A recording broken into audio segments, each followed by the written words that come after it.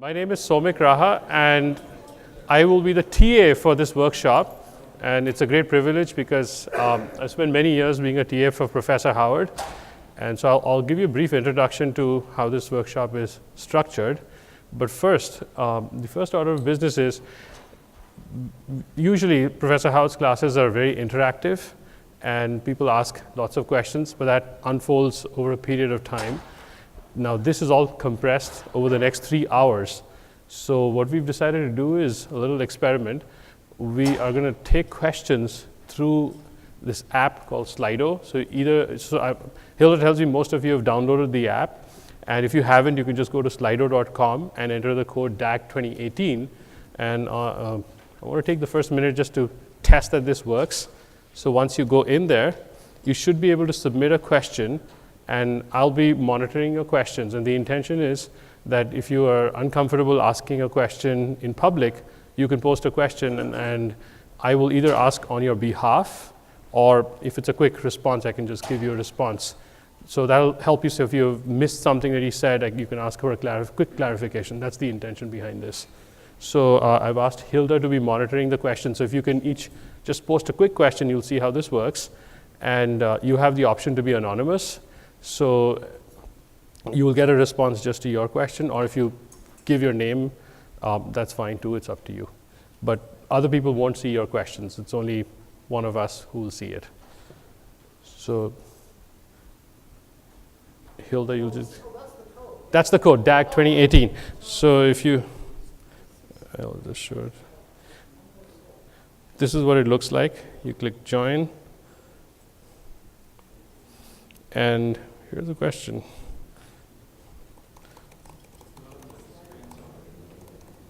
Can you, oh, you can't see my screen? Oh well.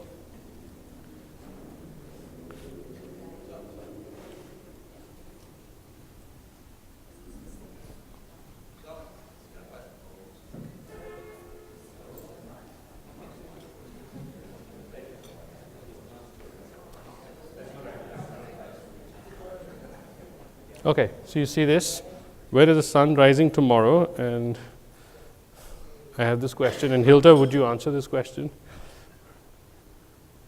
Oh yeah, yeah,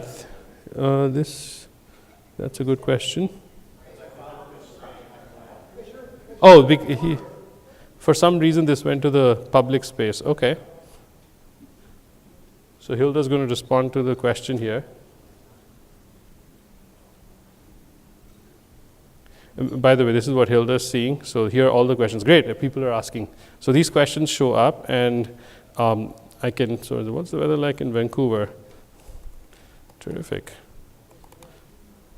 So that's how the answer will come, and so whoever's asked this will see terrific at the end. So it's a little bit rudimentary, but hopefully it'll work. Okay, so yeah, there we go. So Hilda just responded to my question. So that's the quick logistics on interaction.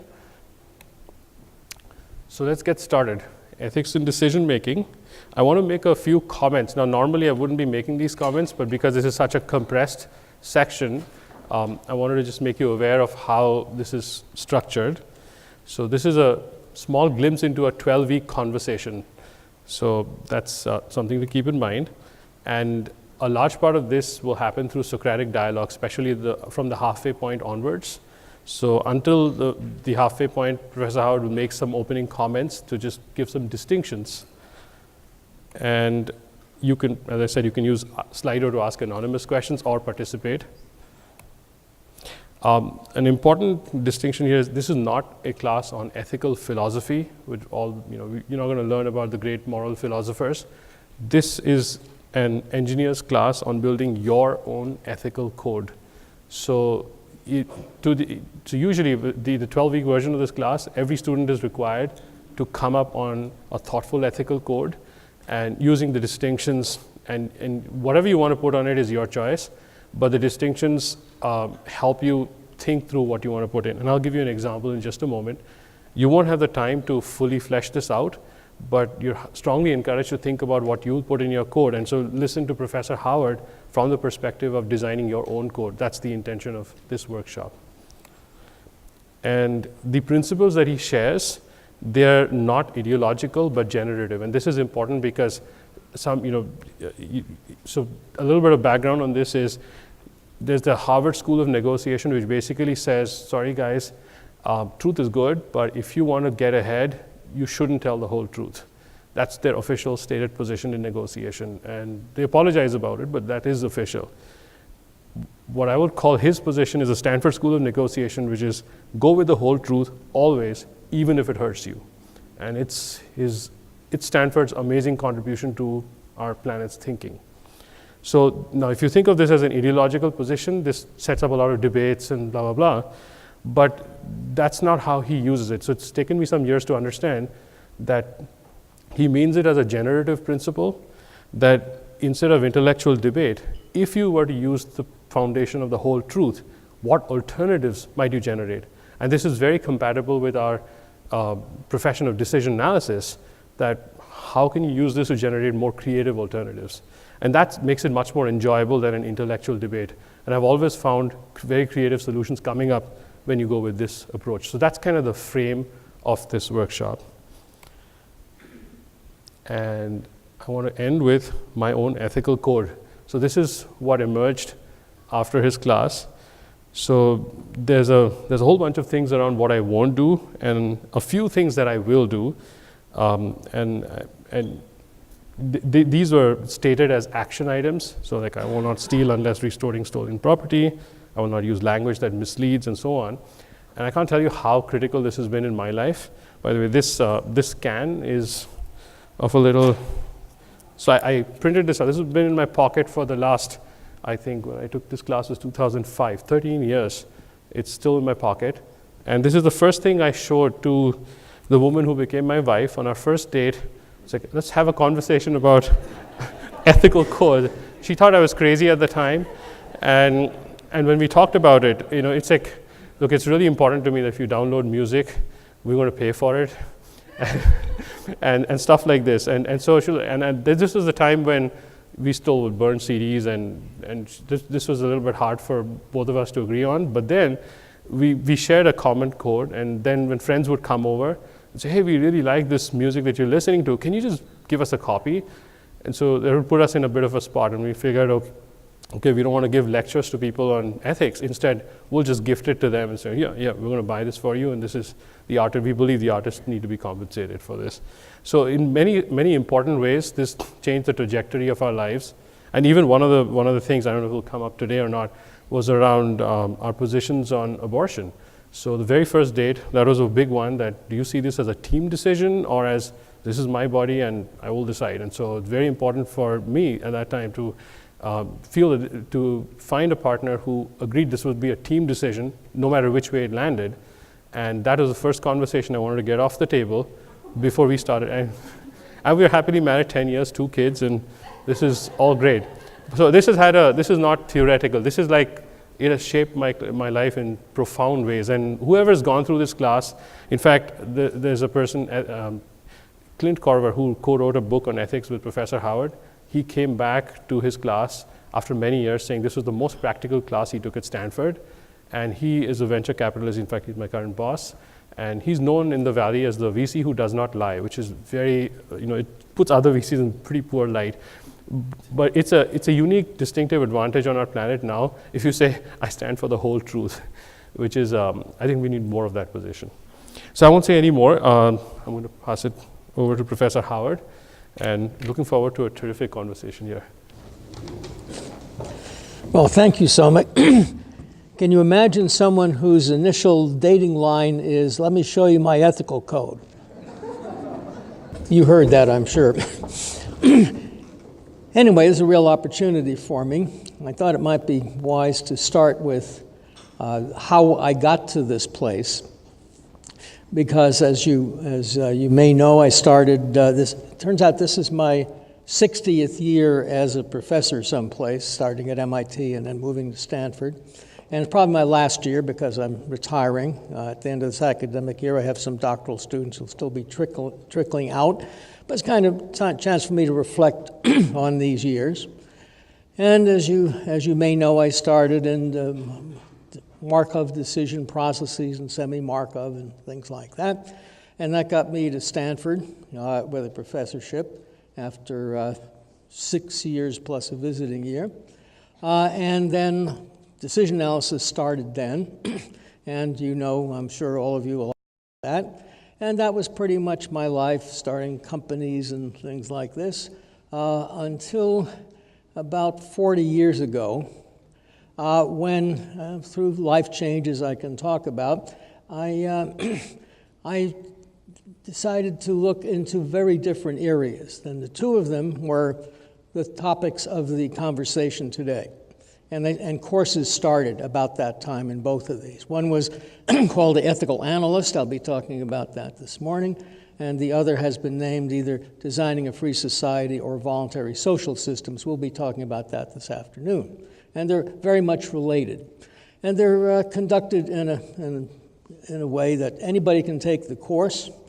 So in the last ethics course, which was last quarter, and the time before, we have a wide range of students. So for example, one of the last times we had the range of students, which was from an entering freshman to a fifth-year graduate student. Now that's quite a range, and everything in between, all the levels of undergraduates and other graduate students. So it's not about how much education you've had in terms of math or anything else. It's about a subject that really everybody has to think about, or should be thinking about perhaps, and that's ethics. And that course, both these courses, go for 10 weeks with roughly 3 hours a week, and so that's a lot of material that to be talked about. And we're going to condense each of those into about, as you know, a 3-hour period. And so we'll be hitting the high spots both this morning and this afternoon. Now, the implications of what we talk about are very strong for some people, like Somik and Clint and so on. It's a subject that you can treat kind of lightly, or you can treat very seriously in your life, and perhaps use it as one of your main principles of how you live your life. And I'm talking now about ethics, which we'll be discussing this morning. And as you heard, the idea is to write a personal ethical code. And the name of the course is the Ethical Analyst, and that has two meanings. One is, many of us are analysts. We're looking into situations and giving people advice and so forth. And so what are the issues of being ethical as an analyst? The other, and it's perhaps even more general, is to be an analyst of ethical situations, how to look into situations that are ethically sensitive and form judgments about them that will guide you in your life. So they're different, but they're very much related. And so we'll be discussing here primarily some of these thoughts about ethics that we find illuminates this business of getting a personal ethical code. And of course, it's going to be in a very compressed form because of our time limitations. So, there are a few general comments to make.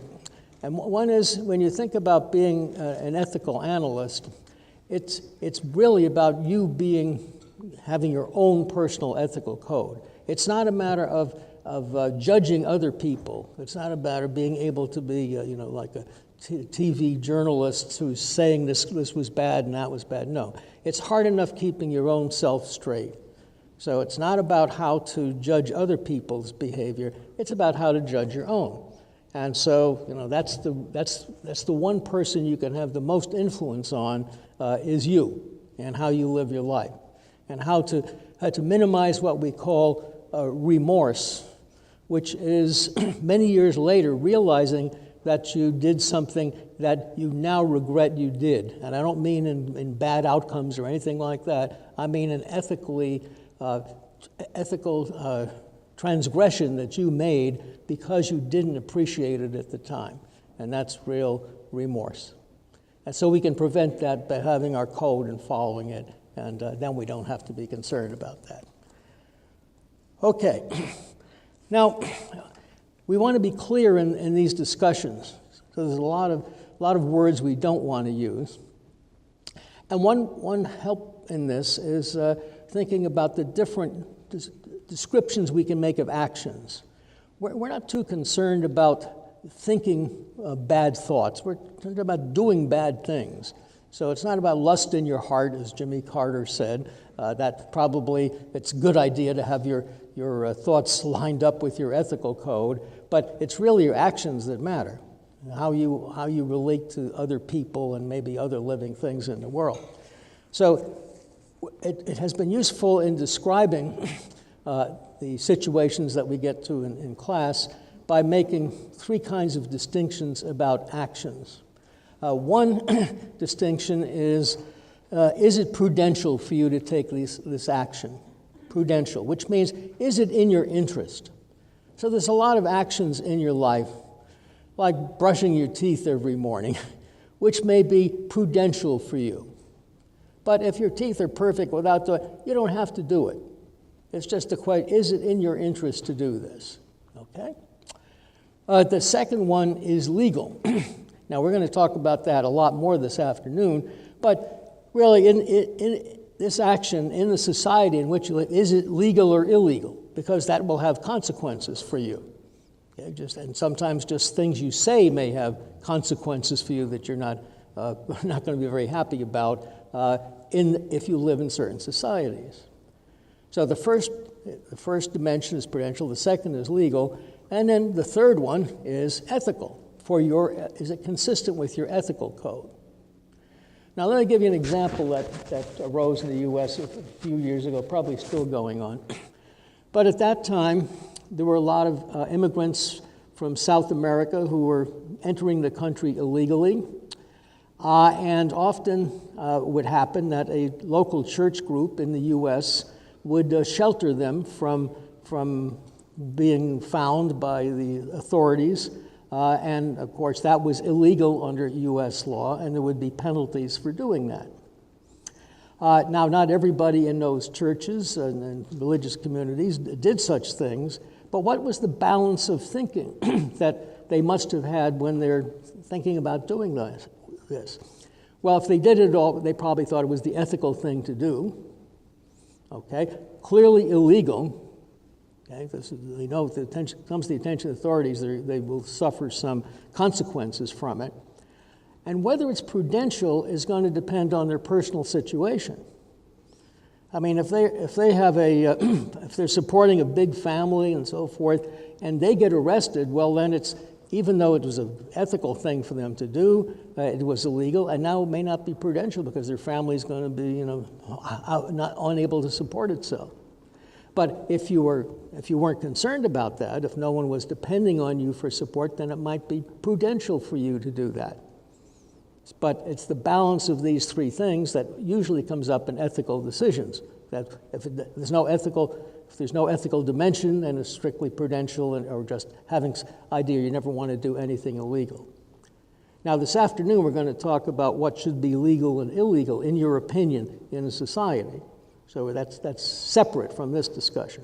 But in every society, there are actions you can take, sometimes just speech actions, other times physical actions, that will impose restrictions on you and your body and so forth for a very long time, and maybe even cause you to be killed. So you have to be aware of where you are in the world before you can talk about what's legal or illegal. There are things, I'm sure, that are legal where I live that would not be legal in Canada, and vice versa. But you can't tell what the law is saying until you look at the law in that area. And it is said that ignorance of the law is no excuse. But since most people don't even know what laws they're subject to, really probably should be an excuse. Okay, now to get our conversation clear, usually ethics gets into positive and negative injunctions. Okay? In other words, I think you have the outline, some of these terms I'm using here. The idea is there are things that you say you're going to do, and things that you say you're not going to do.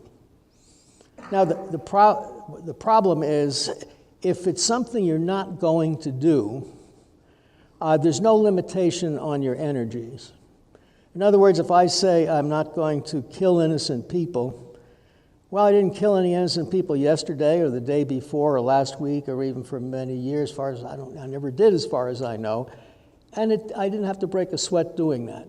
I just didn't have to do it. If I said I'm going to save people from the law, that'd be a full-time job. Okay, because now I have to put energy into it. So one of the characteristics of ethical codes is if you say you're not going to do something, typically that makes life easy for you in terms of describing the code. But when you say you have a positive injunction, then it's going to take effort. Let me give you just another example of that. You know, one of my ethics would be, since I don't steal, I wouldn't steal bicycles on the Stanford campus. I haven't stolen a bicycle on the Stanford campus ever, so far as I know. I haven't been tempted to do it, right?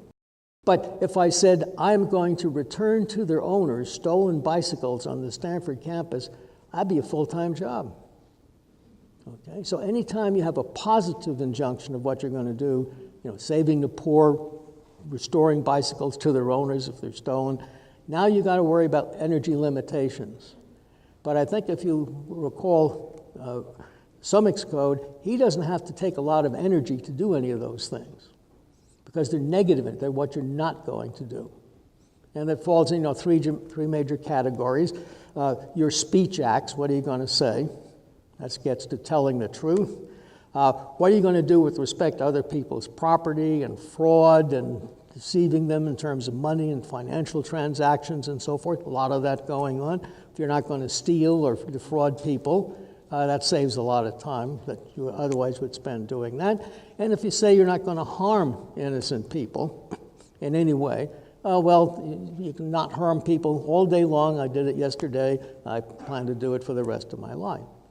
But when I say I'm going to take some physical actions to prevent harm, now I got to think about what kinds of harm am I going to prevent? I'm going to run out of energy. So in drawing your code, it's easy to write one that you couldn't possibly fulfill. The more positive injunctions you have in it, what you're going to do, the more energy it's going to take. So if you want a realistic ethical code, it has to be one you say, yeah, I can do this, no problem. This is my ethical code. And you will notice all the negatives in that code. And it's not having a negative attitude toward life. It's really a negative attitude toward any kind of ethical compromise. In other words, if you always tell the truth, which Somik and Clint do, and certainly that's on my code too, it's really simple. This is a good time to get an issue of clarity with respect to what lying is all about. Sometimes, maybe people aren't speaking carefully, but sometimes a situation will arrive, somebody says, well, can you give me a ride home tonight? Oh, yeah, sure, no problem. And then they come back later and say, oh, I lied, actually I left the car in for repairs today. Sorry, I forgot. Were they lying when they gave you the statement that they would do this for you? Or were they just mistaken? They forgot that they did it. See, there was no, and here's the test. When they told you this, did they tell you something that they know was not true with the intention of deceiving you? So that's the definition of a lie, to say something that you know is not true with the intention of deceiving you. Being mistaken is completely different. If I say I'll give you a ride home tonight and somebody stole my car, I didn't lie to you. I just didn't know that the car had been stolen. Sorry. What I told you was what I believed to be true, not what I believed to be not true. So just see, lying is probably the simplest of ethical transactions as opposed to stealing and killing people. And it's one that we can practice every day. So just telling the truth, once you realize that you want this as an ethic, means you need these distinctions between being mistaken and deceiving people, which is the lie. So just clarifying your language so that anytime you have to go tell someone, look, I forgot this is a holiday, I can't do it. What if you told them that you could do it, but it was simply a matter of you not realizing that something was true, then it's not a lie, it's just being mistaken. And it's okay, you can make mistakes, right? But it's not an ethical problem if you do that. Okay, now in the class, we start up by going around everybody, and these are relatively young people, as I indicated, to come up with an example in their lives where they encountered an ethical choice. And it takes a while to do this, to go around the class. It's very educational to do it. And sometimes they're relatively light stories that people say, well, I was in the hospital. Somebody says, I was in a post office, and I saw someone mailing all these letters, and then he left, and I noticed there was a one envelope and one stamp left that wasn't mailed. Should I put the stamp on and mail it, or shouldn't I? That was his concern. Another person was from South America, where there were insurgents, and he was the manager for his family of the ranch, and he got a note from his foreman saying that some of the people had been taken by the insurgents, and they wanted money, and so this student said, okay, well, here, I'm giving you half the amount of money, go and get them freed. And it turned out the insurgents killed the foreman. Okay? And so this was something that really bothered him. And, they're like practically different universes, but everybody has examples. And they often arise from situations at work where they were told to do some kind of analysis or study for the company and make sure, or for a client of them, make sure it comes out this way. We know how we want it to come out, so please do it. And we've all faced those. I know when decision analysis first came out, it wasn't so clear it was going to be something that was really going to have an important professional status in the world. But when it did, one of the first times that this came up in dealing with companies was a person who wanted to present something to the federal government. I won't get into the details of it. And could we do a decision analysis of whether this plane, as I recall, would be the best one for the Air Force to buy? And wink, wink, nod, nod, make sure it comes out to be our plane. Okay? Well, okay, we said, you can't do it. Right? In other words, we're not hired guns to make the story of why this is great. We only help people make decisions about what the best thing to do is, and we're going to do it ethically. So it can appear to cost you money in the short run not to be doing some of these things, but in the long run, what's the value of your name and your word and your work? So being clear about your ethical standards is pretty important from the beginning of your professional life. And these students are still resentful, some of them, of things that they had to do, felt they had to do, or felt pressured into doing as part of their first jobs. Okay. Now, one of the big divisions in ethics is between ethics that are based on the actions you take or upon whether it's on the consequences of those actions. This is maybe the biggest division in the ethical theories. In other words, are there some actions that you won't take because you're just not the right action for you to take, or does it depend on the consequences of those actions, whether you do them or not? Now notice one of the beauties of being a decision analyst is that no matter which way you do your ethics, you can do them. Practically, you can do them.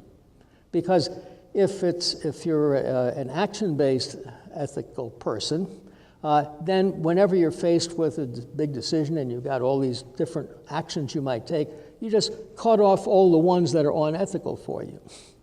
It's just pruning your tree at the beginning, things you won't do. So, for example, if you're advising a person who's having difficulties in a pregnancy, and the person says, my ethical cause, I couldn't possibly have an abortion. That's just against my beliefs. That's their ethical code. Well, if you're going to be action-based, which they want to be, then you just cut off any alternative called have an abortion, no matter how desirable it might be in terms of health outcomes. And so you just don't do that, because that's what the person said. Okay? If it's consequence-based, they want to be, well, it all depends on the chance of different things happening and whatnot, if it's the best, then you draw your regulatories. So just the kind of way you're going to represent a decision is going to depend on your ethical code, whether it's action-based or whether it's consequence-based. Remember Spock on Star Trek, what was his code? Remember that? Greatest good for the greatest number? Consequence-based. Okay. Kill one to save many? Yeah, might do that. If you don't kill innocent people, you just strike that out of your tree. If killing this person and taking their liver would save 10 people, you just don't do it because you don't kill innocent people. If you're consequence-based, you might. Okay, and there's another comment here I think that is pretty useful, and that is most discussions of these things have very tilted language. It's sort of like advertising. You make what your position look as good as possible. And so if you want to avoid being led into a corner by language, you want to use value-neutral language. Value-neutral, where the terms you're using don't betray your opinions about whether you like them or not. Let me give you an example. Describing something as pollution, you don't want that. Calling something an emission, well, maybe you do. Okay? If you buy perfume, you're liking emissions. Okay? If you buy deodorant, you're disliking emissions. And that's probably pollution from your point of view. But the point is just avoiding value-neutral language, value-laden language in describing the situation, make sure that you're all looking at the same thing, not different things that you've just colored by using the right terms. And if you look at political advertising, you'll see this all over the place. Sure. Somebody tell me what social justice is. In other words, any term, I never want to use a term that I haven't previously defined, and I didn't define that. So what's social justice? What does marginalized mean? Some people have an advantage over others. Yes, is it better to be sighted or not sighted? So blind people are at a disadvantage? Well, maybe not. And look at someone like Stephen Hawking, certainly a disadvantaged person that you've ever seen. Can't really do anything, can't even speak, has to type and all this. He's really disadvantaged, except he's probably one of the most brilliant people in the world and made some of the greatest contributions to science. So I don't know what that means, social justice. Was he socially unjustified somehow?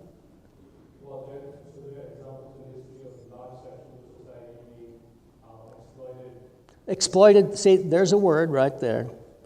Are the waiters, are the service people in this hotel exploited? See, when you just pose it that way, you're looking for something bad. Are they properly rewarded? Well, what's properly rewarded? Are they happy to work here? Well, maybe they are. Okay, certainly the ones I've talked to, they're not growling or surly or anything. Are they socially? Are they experiencing social justice? I have no idea. Well, what about fairness? Any discussion about ethics that includes fair is doomed to failure. Is it fair that my daughter needed a kidney transplant? Is it fair that my son and his family were killed by an incompetent driver, 2 children, 2 adults? Life isn't fair. Okay?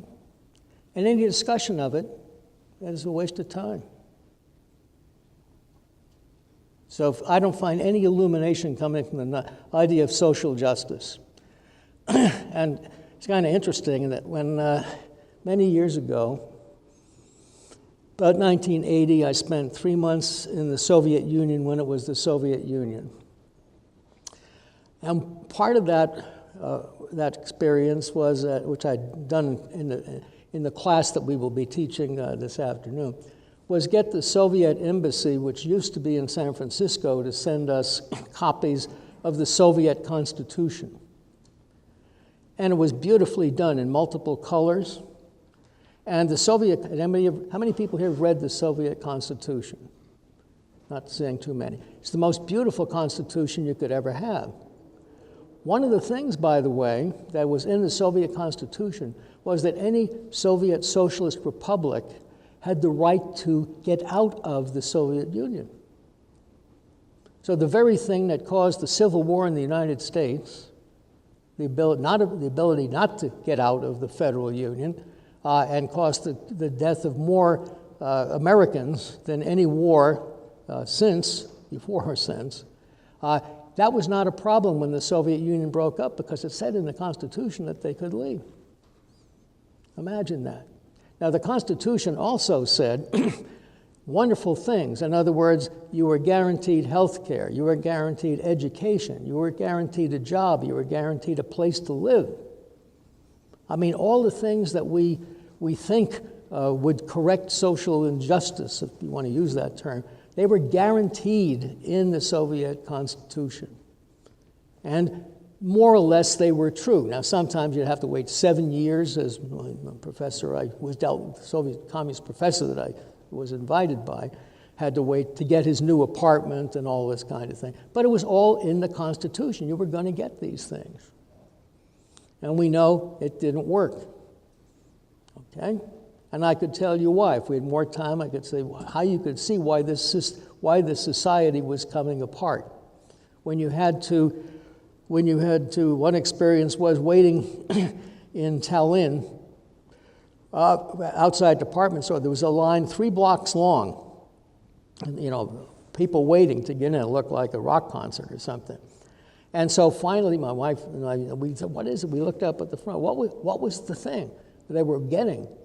What they were lined up for was 2 cans of cleanser, like what you clean sinks with.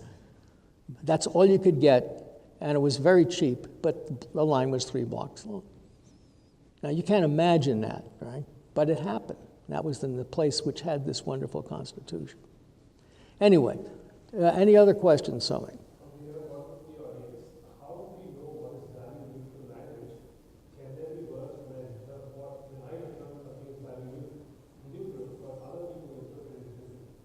Well, that's why we have dictionaries.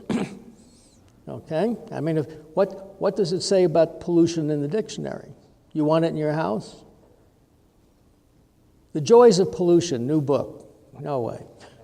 Okay? I think we're pretty, and we're not talking about beginners of the language. This is not about, I'm studying a new language, I don't really know all the implications of it. If you are a native speaker of the language, and that's what we're pretty much dealing with in these discussions, to be nuanced about it, you have to know what it means. Is this something you'd like to have be a property of what you're talking about or would not like? Then you can see whether pollution is, but anything that's like undue risk, you know, what does that mean? Did I take an undue risk by taking a taxi last night?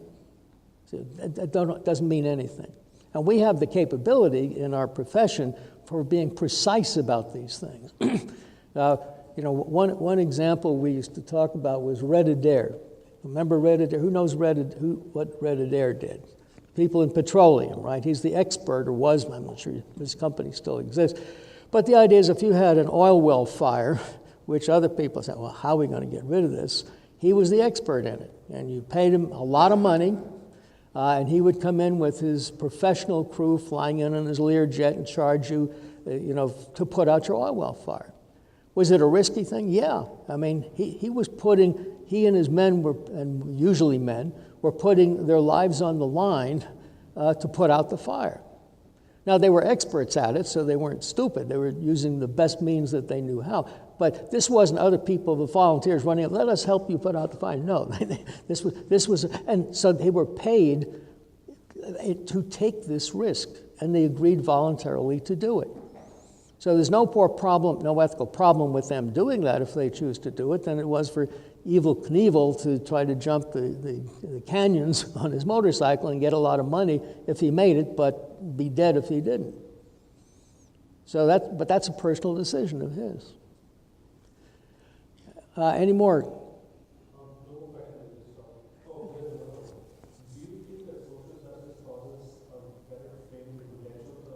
I'm sorry, I'm not getting it clearly. Say again. Do you think that typical social justice clauses are better framed in prudential terms as an interest and consequences instead of ethical terms? Let's save that for this afternoon. Now we're talking about the rules of a society, right? That's what we'll talk about this afternoon. And that we're going to have to think about how free do we want to be versus how much subject to the will of others we want to be. That's this afternoon. This morning, it's about your personal ethical code, okay? What you will and won't do. Okay, let's go on. I have to keep my eye on the time because I have to realize this is not going to be let me just mention another thing here that we talk about quite a bit in the class, and that is examples from the Nazi era in Germany, because it is a great learning experience to see what happened in Germany.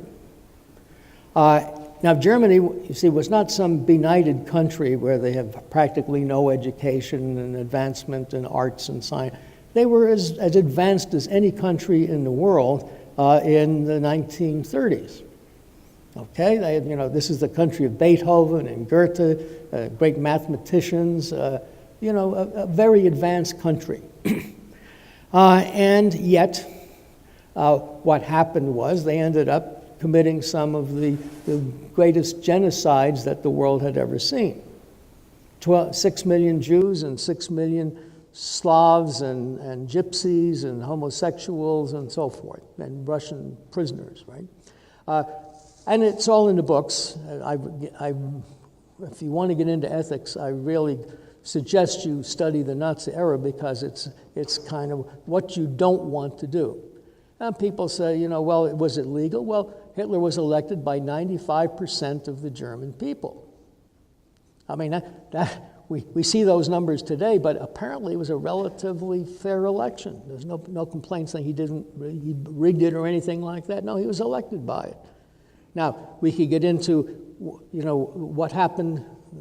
If you catch me on this subject, I'll tell you a lot about how the American entry into the First World War may have precipitated the whole thing. But that's another whole story about unintended consequences of what you think are great actions.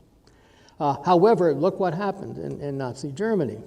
I mean, in terms of what the individuals involved, and if you've studied the Nuremberg trials, where after the fact we kind of say, who do we punish for this, and so on. If you want a case study in ethical disasters, that would be one to look at. And we do. We spend quite a bit of time doing it. We can't do it today. But you have to look at what the intentions of people were at that time, and then how they could lead to German soldiers shooting children with pistols in the arms of their mothers and things like that. Okay, so what we find in the Nazi era is that when we consider the three dimensions that we talked about telling the truth, about stealing from people, and harming, it was the trifecta. Not only did they kill people, innocent people, by the carload, they stole their stuff, and they had a whole set of language rules to describe that it was okay. They called it cleansing when they were killing people. Okay, so you see, once you get off on an ethical disaster, all three dimensions, the language, the stealing from people, taking their property, and finally killing and hurting them, they all go down the drain. So that's why you have to be very careful, because these things come on slowly. It doesn't happen overnight, and once they happen, you may have disasters from an ethical point of view. Okay, I've got to watch my time here.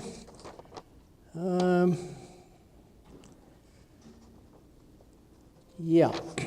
Sometimes there's a distinction between ethics and morals, which has to do what is morally acceptable in a community, and it may or may not be what, here we're talking about the more fundamental ones of ethics. In other words, whether in a particular community they say,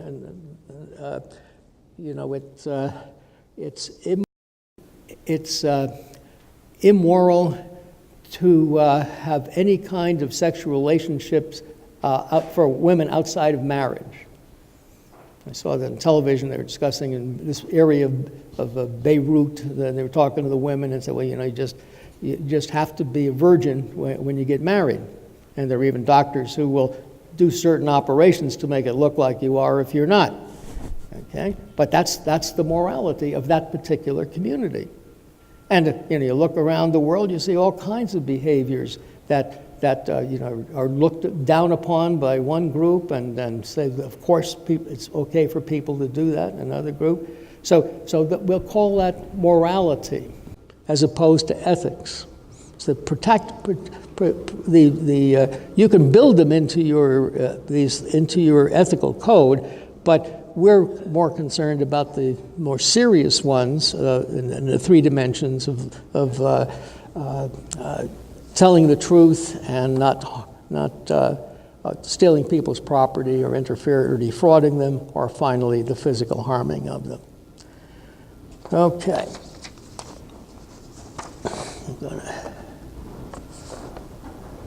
Now one of the things we do after we've got the ethical codes is put them through a series of tests to see it's not it's not to write an ethical code that's beautiful, but you're not going to do it. It's to write one that you really believe. But then there are tests we can apply to it. We won't have time to get into those in detail, but one of them is reciprocity. If this is your ethical code toward people in a certain situation, is it okay if they apply that to you in the same way? That's one test of a code, that it's not just in your favor, but you would be willing to subject yourself to that from another person.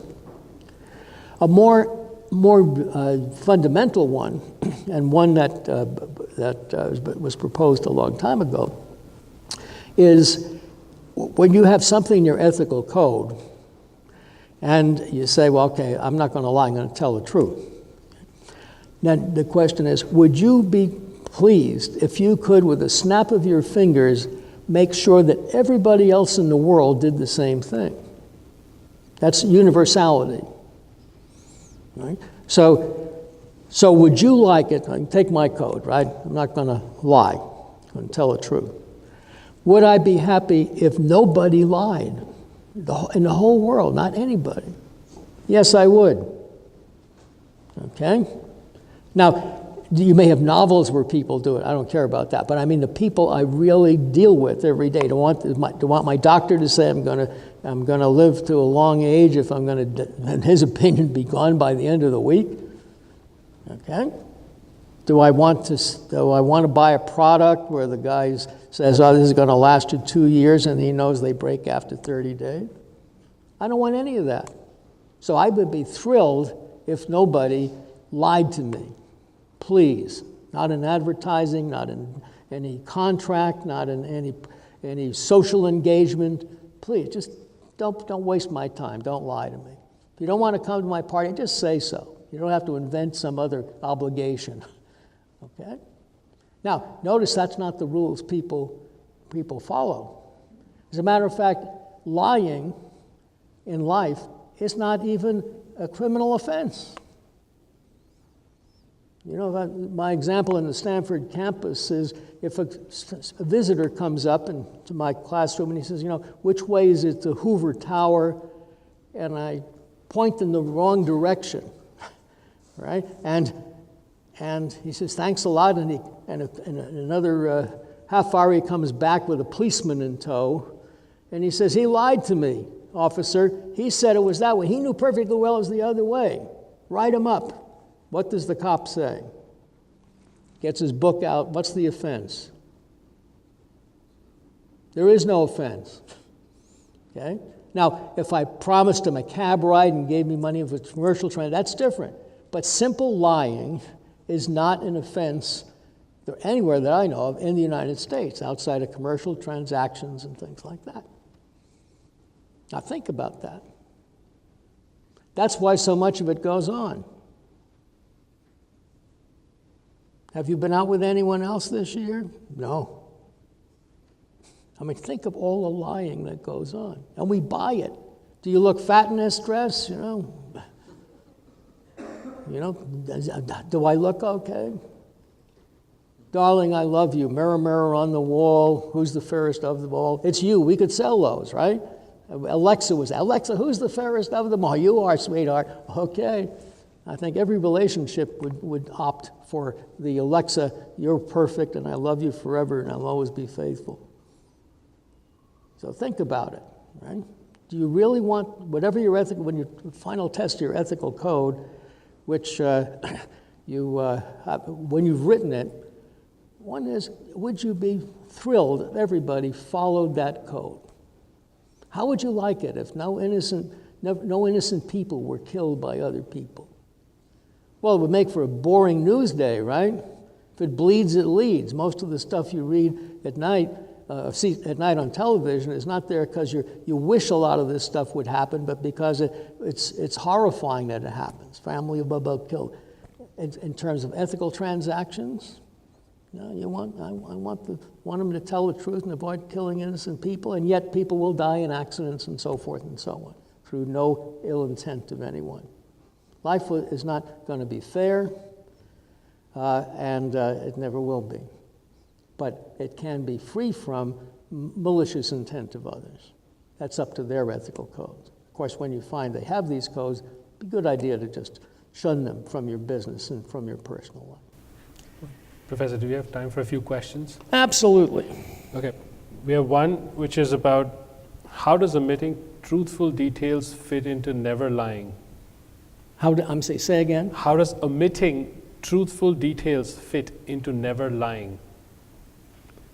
Well, that's what is the oath when you say you're going to tell the truth in court? Tell the whole You're going to truth. tell the truth, the whole truth, not the partial truth, all right? And nothing but the truth.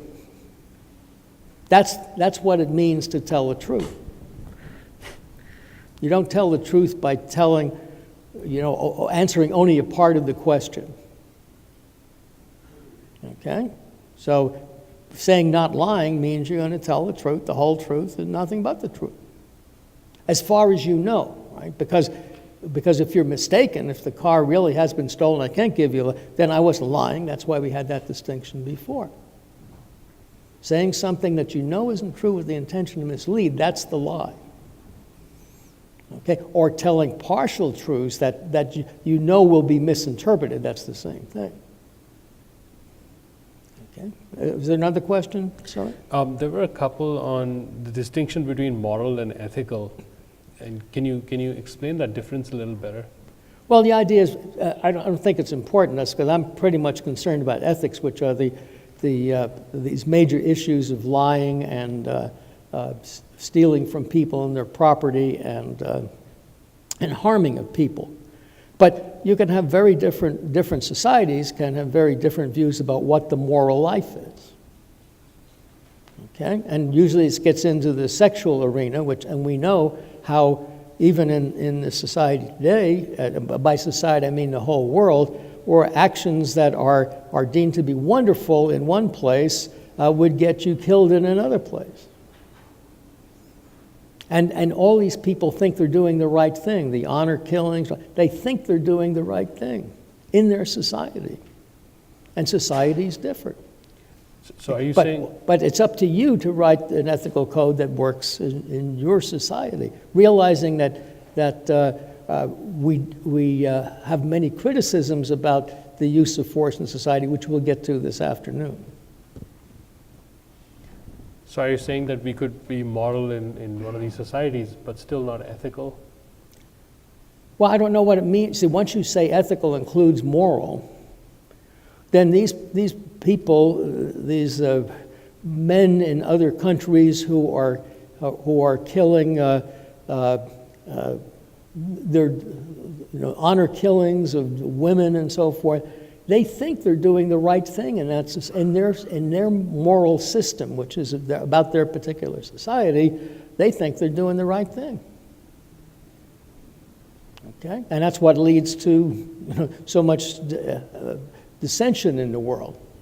So something that looks just fine in one society can be a terrible action in another society.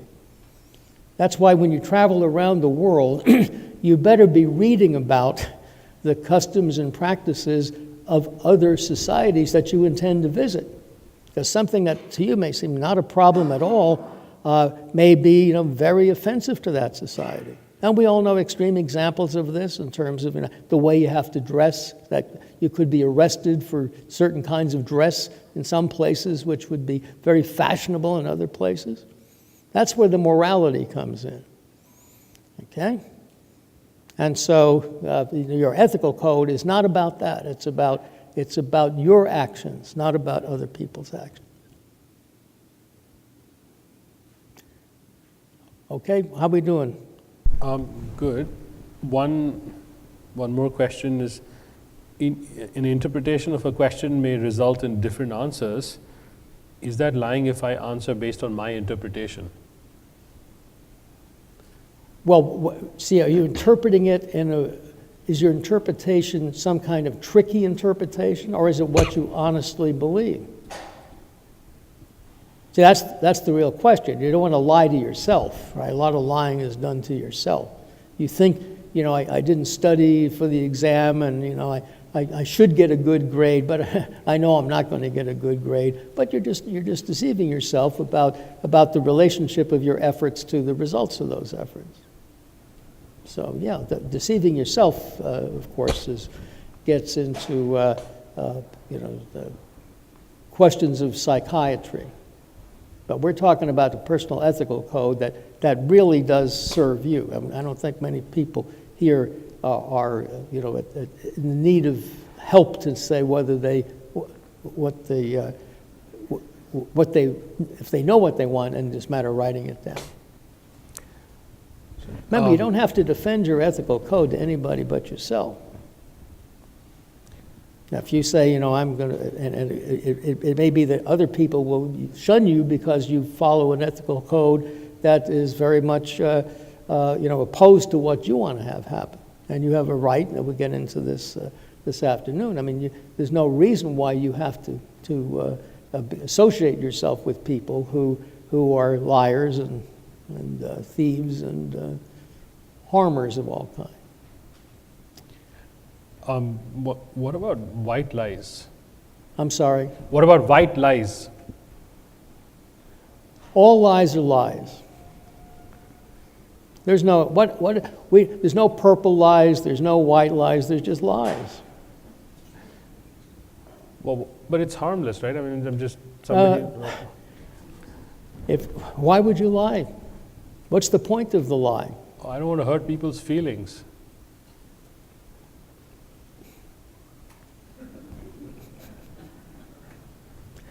Yeah, well, you see, I don't have to say anything, do I? In other words, there's no reason why you have to give any answer. If someone says, do I look fat in this dress? What are the possible answers?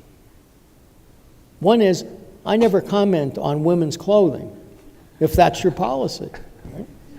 Right? In other words, whether you're wearing a tent or a bathing suit is complete indifference to me, so don't ask me about it. That's the truth. Right? I'm not a fashion writer for the New York Times or something, where I have to give opinions on these things. It's okay to say, I don't want to comment on that. Okay? And that saves you from a lot of trouble. Okay? You don't always have to say anything. But if you do, make it the truth. We'll get into secrets probably another time. That's a long story. But one of the big issues about lying is secrets. Right? Yeah, that's enough of a discussion that we should probably save it for another when we have more time. Because we're running out now on this session, aren't we? Yes. Yes, I'll hold off on the questions for now. Okay, well, the question is, if you want to talk, we'll talk about secrets if you want to. It's not that I want to cover each of these things, but let me give you an example. For a while I thought, well, there's no problem with secrets. I mean, a lot of people have secrets that a lot of professions you have to, if you're a consultant working for a company, you got to promise to keep their secrets. If you're a doctor, you got to keep the secrets of your patients, a lawyer, the secrets of your client, and so forth. So we live in a world of secrets. But what are the ethics of secrets? Well, I didn't think this was a big deal until something happened in my life.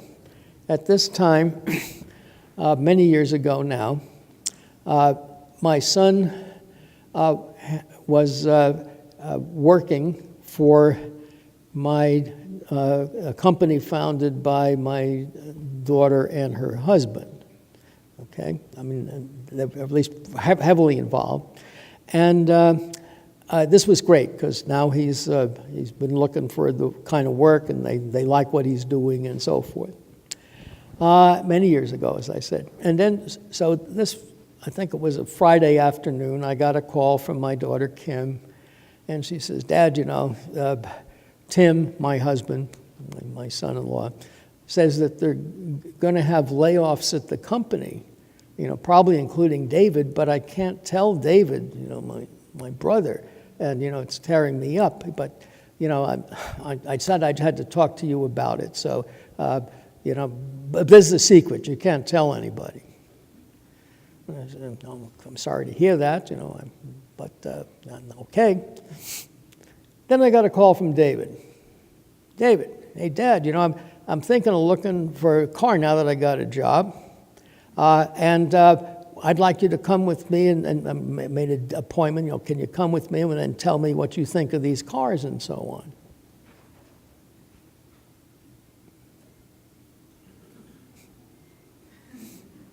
Okay, what do? That's when I learned that secrets are a real problem that you have to have in your ethical code. Okay, and it's changed how I operate professionally with this realization. Well, what happened was I went with David to the dealership. I didn't say a word, and gave him my comments on the cars and how what I thought of them and so forth. Didn't reveal anything. And happily, he decided not to make a commitment that day. If he had pulled out his checkbook and started to write a check, I probably would have had to say, "David, for reasons I can't get into, I don't think you should do this today." But that would have been very strong. "What the hell are you talking about, Dad? I like the car." You can imagine how that would have gone, right? So then I survived the day, and then I had to call Kim back, and I said, "Okay, Kim, from now on, don't tell me anything secret about the company. Okay? That isn't, public information, because it changes my relationship to all the other people that I know who may be affected by knowing that. So just don't tell me." Okay? So I realized that there's an ethics of secrets. So now I'm very, very careful when someone's about to tell me a secret. I did no warning there. Now, they said, "Well, I'd like to tell you something about what's happening in my company." I said, "Is this public knowledge?" Okay. Not yet, really. Well, I can't. I'm not going to keep anything secret that you tell me. So realize that that's the deal. Now, if I'm dealing with a company as a consultant, and they say, you got to keep our secrets, I say, okay, number one, I want to know what it is I'm supposed to keep secret, for how long I'm supposed to keep it secret, and anything I already know, I will not have to keep secret. I would have to keep secret Newton's laws or anything else, anything I know. That's part of my professional knowledge. It has nothing to do with you. Okay, so we have to say everything about what is to be secret, for how long, and all of that. And then I say, and I want you to know that I may be involved with other people as a consultant who might really like to know the things that we can get into examples of this, that you're doing. Okay? And I will not tell you those. In other words, not only will I keep your secrets, but I will keep secret anything I promised other people I will keep secret, no matter how valuable that information is to you. And I have examples of this. These are make-believe examples, but I'm working with a company, let's say, and they discover by the Albanian Journal of Scientific Developments from 1927, finally that this process they thought was going to turn rubber into gold or something really won't work. So one company, they learn that it's a dry hole, and they stop work. Then you get into working for another company, helping them, and all of a sudden they say, let's look at this process of turning rubber into gold that we're thinking about. Well, I've promised I won't tell the other people their secret, right? That this is a dry hole, which would be very valuable to this new company. But remember, the agreement says I'm not going to share information I've promised to keep other people with you, no matter how valuable it would be.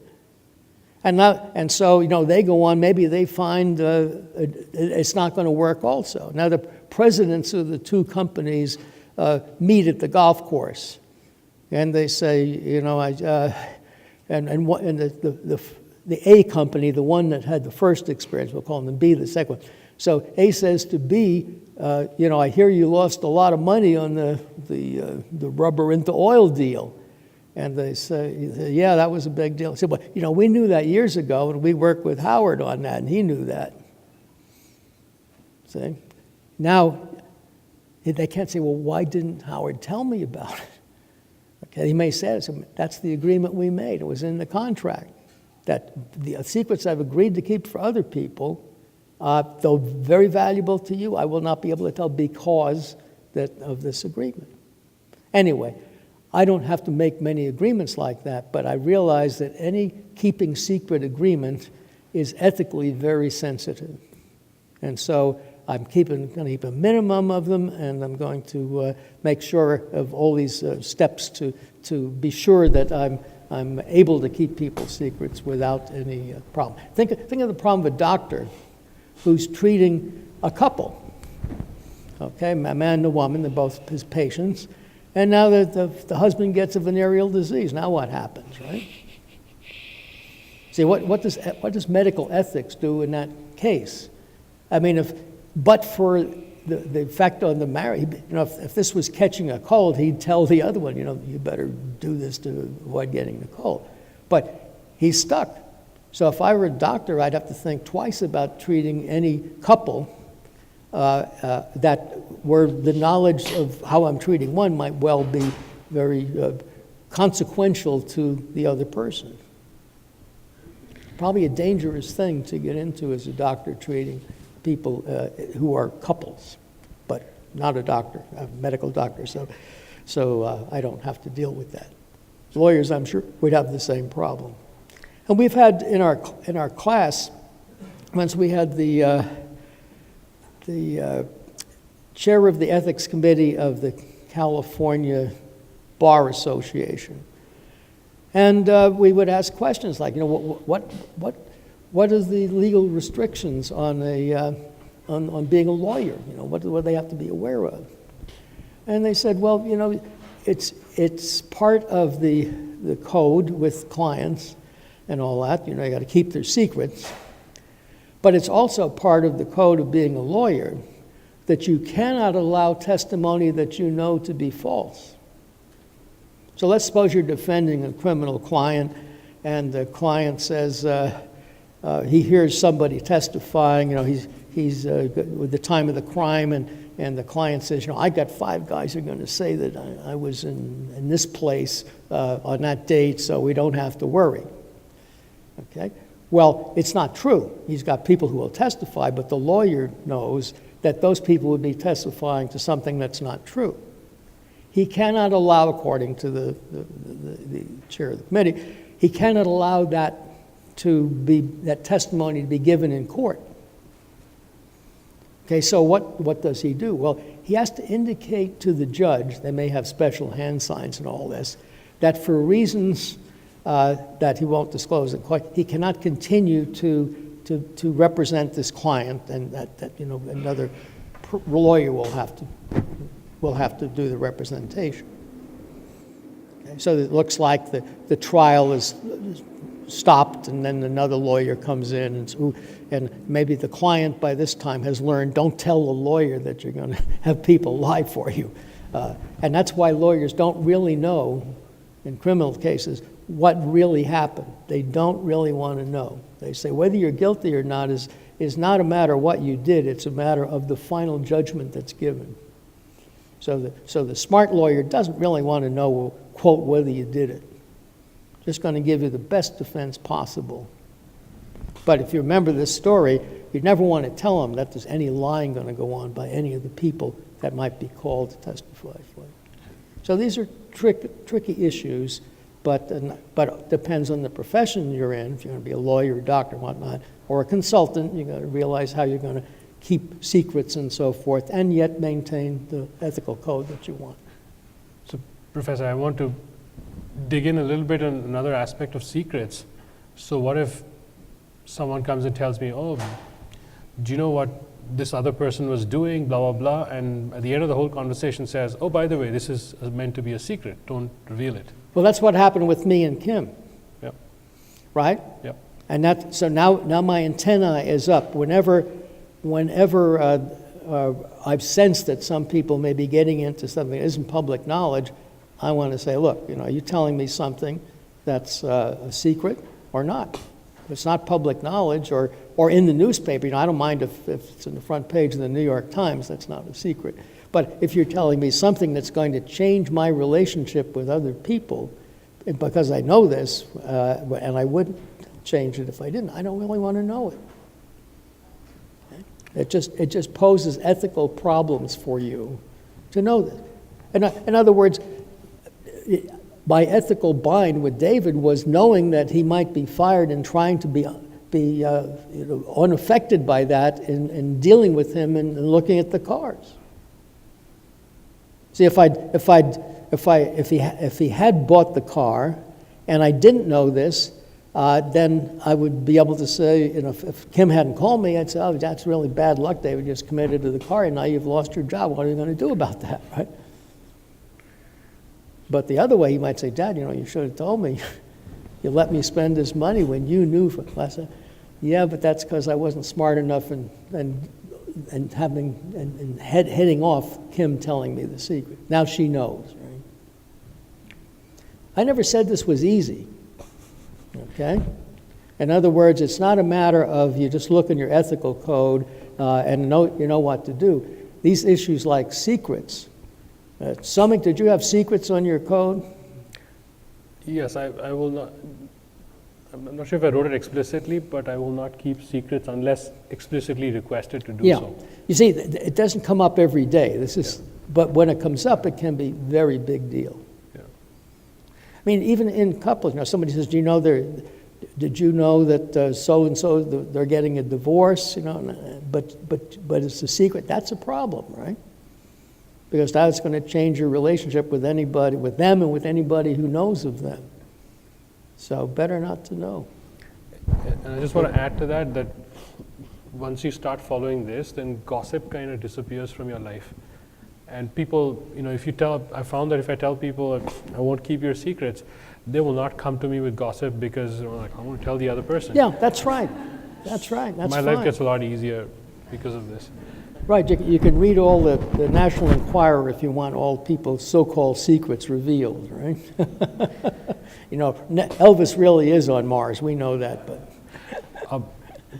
By the way, we will take audience questions in the second half because we're recording this.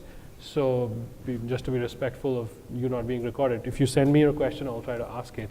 There are a couple quick ones. May I ask, is this a good time? Professor? I'm sorry, go ahead. Okay, I'm just going to ask a couple questions that have come up. Okay. One of them is, how should we think about nudging and persuasion with behavioral decision science? Oh, you're talking about the whole nudge business? I guess that's maybe... Is that right? The idea that you set it up to give people the option of doing what they really want, you want them to do, but not necessarily the option of doing the opposite of what you want them to do? Yeah, basically. Yeah, and this is just human psychology that turns out if you, let's take one of the big ones, that if you require people to make a positive affirmation that in the event of, on your license, the event of an accident where you're killed, you want your body parts to be given to science. You have to say, yeah, I want it, but if you don't say that you do, then you don't. Versus, they will be given to science unless you check here and say you don't want it. It's just how you frame, how you put the question, right? Well, I try to, I don't like nudging, okay? I'd like clear explanations of maybe the two boxes, and then they can check either one. And it says, this means that your family will have no control over whether what's done with your body. Or another one might say, this means it will, and it will be up to your, the papers you've left about what's going to be done to it. I think it's a little too simple to know what the right way to do that is for everybody. Okay, so I believe in personal choice. And we'll talk about that this afternoon. Let people be aware of what, make the choice very clear to them and the implications of it, and then let them choose. Why not? Okay, another question on secrets. Isn't telling people not to tell you secrets forcing them into not telling you the whole truth? They don't have to say anything. Remember, I don't care about the whole truth. I don't want to hear anything about it. Right? You see, there's no need for them to tell me anything. So please don't tell me anything that is going to change my relationship with other people. Now, let's be clear. If somebody's trying to rob me and they're telling me that this robber is going to come, I don't say, don't tell me that. I don't want that kept secret. I want to know that there's a threat to my property and that's wonderful. I don't want that kept secret. I want anything that would be helpful to me to be known. Okay. It's my relationship with others that is the problem. Another question, do you rank the items on your code? So what if they are in conflict? For instance, keeping a secret may cause harm to people at some point. Well, that's the choice of being very careful about what secrets I'm going to be keeping in these agreements, right? In other words, the example I gave you was that that second company would really like to have known that they're spending lots of money going down a path that I know is a waste of time. But I warned them about that when we started the relationship. Another question, can you speak to whether organizations have ethics? Oh yeah, they better. But, and most of them don't. As a matter, that's another thing we talk about in the class. If you look at the ethics of any organization, a lot of them are ethical statements. A lot of them boil down to Do we do what's lawful? You know, we're going to obey the law of the countries we're in and so forth. There are very few that are really ethical statements. And look at the difficulties that companies have gotten into when they look, you know, Google and do no evil and so forth, and how people have said, yeah, but you know, you have internal practices and so forth. There's something that you say are open, but then we get criticized for using them. If you're aware of this, it's not easy for a company to have an ethical code. And look at where Facebook is today.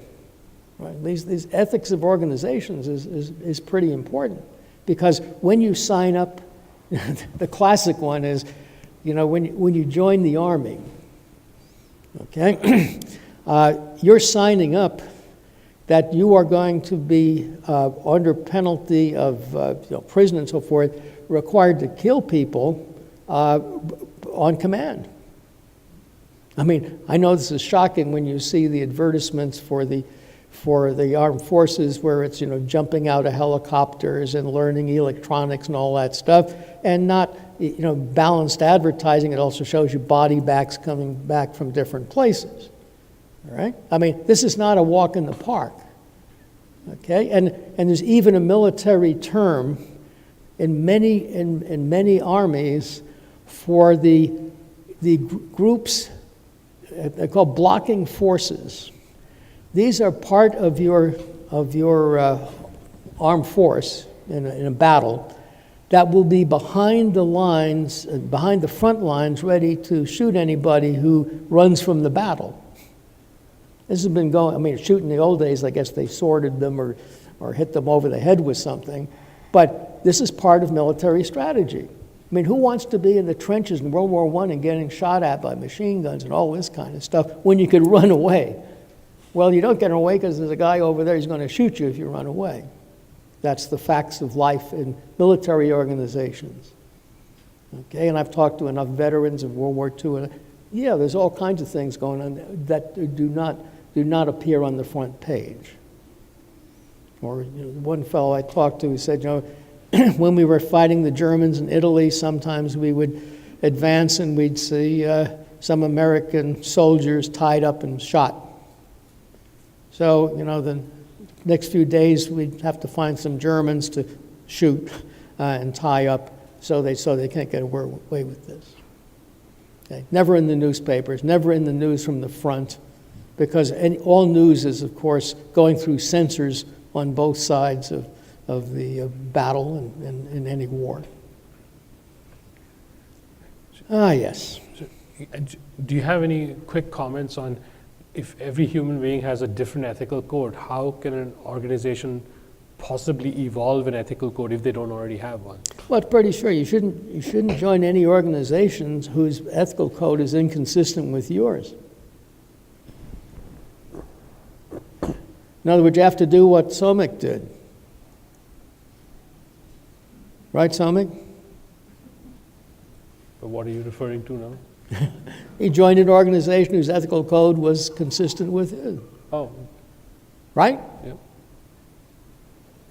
I mean, not that there aren't many such organizations, perhaps, but you're in real deep doo-doo if you have a ethic against lying to people, and then you're given a job, you know, announcing the new product and all its characteristics, and you know that it's not going to have these characteristics. You're in deep doo-doo. You can't do your job and be ethical at the same time, and that's a real problem.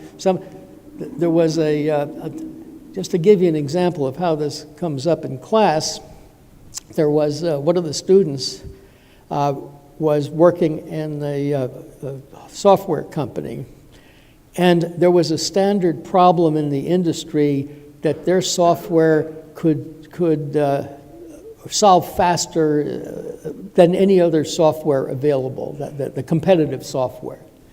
So they were going to have a display. I think there was an international meeting in Munich, I think it was, where they were going to demonstrate their software.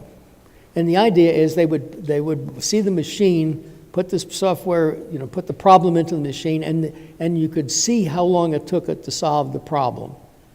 And the competitors couldn't do anything as fast as this. Sounded like a pretty good plan. This was their demonstration. Well, it turned out when it finally came down to it, for reasons having nothing to do with anything they had done, but the kind of power supply or whatnot they had in this place, that they couldn't actually run the demonstration the way they wanted to. But they had all pre-recorded the demonstrations of many times. And so what he was asked to do was to pretend that they were actually running it and instead show one of these recorded times when they had done it. They were truthful, but it wasn't as described. They were not actually seeing it run at that time. They were really looking at a movie of how it had been run. Okay? Not intended to be misleading, but just not accurately. And he felt very bad about that. And you see, it wasn't really misleading in the sense that the software was appearing better than it really was back in the tests, but it wasn't being accurate. You were telling people they were seeing the actual performance of something when you really saw a movie there that the people presenting it knew was going to come out exactly the particular way it did in advance. And that bothered them. Okay? So that's where your personal ethical code gets involved with the one of the company. Now, see, they could have said, sorry, folks, because of this problem having nothing to do with, we're not able to run it live the way we intended to, but here are ones we run, and we guarantee these are exactly what we saw and what you would see if the power were built. That you would have been happy with, but they wouldn't let them do that. So we're coming up now for our group discussions, and I just want to make two quick comments. So the first one, I just remembered the example that he brought up. When I was taking his class, I was working for a lab that was funded by the US Navy. And initially I was really excited about this, and the question they were looking at was, Navy ship intercepts anybody, should they just blow them up or ask questions? And that made me a little bit uncomfortable, that's a little bit of an odd frame, but be that as it may, the longer I spent in that lab, I got to see how they were funded. And the way it would work is the person running the lab had a buddy in the Navy, and Navy buddy will call and say, hey, money's opening up. What are you working on? And so send me a blurb. And then this guy would send him a blurb saying, this is exactly what I'm working on. And then Navy buddy will basically send out an RFP with that exact blurb saying, we're looking for people who are working on this area. And of course, there's only one person on the planet who's working on that area, and technically it passes through the government channels and gets funded. And that was about the same time I was writing my ethical code, and that just killed me to be in that situation where I was being paid as a result of this grant. So I didn't renew my work there, and was very happy not to be associated with it afterward. So these are things that just come up all the time. The other thing that Professor Howard didn't mention, but he often says it in class, is it's not telling the whole truth that's hard, it's finding it that's really hard work. So maybe can you make a few comments on that? You've just made it. Okay. Put the effort into what the real truth is so that you can say it. Absolutely. Yeah. So hopefully this has seeded enough controversial ideas in our minds that we can start to have a quick table discussion. So for the next 15 minutes, you see my screen yet? The task is to collect issues. And I know some of you have asked questions that I didn't get to ask, and this may be a good time to put it on the table. So there are three distinctions that Professor Howard made: lying, stealing, and harming. And what issues do you see around it? What experiences do you have around this? Stories, questions, all of them are fine. For the next 15 minutes, please have these conversations at your table, and that'll seed the Socratic dialogue when we come back. So this part we recorded for posterity so that the world can hear Professor Howard and talk about these issues. For the next part, it's really important to us that you feel safe, so we will turn the cameras off and nothing will be recorded. So if you want to share anything, it will at least be confidential from the organizer standpoint, and I would like to request everybody else to make it safe for each other. So whatever you hear in this room, please protect the identity of the person speaking. And it helps because if the more vulnerable you can get, the more you'll get out of the conversation. So request you to keep that in mind. Thank you, and you can get started with the conversations at your table.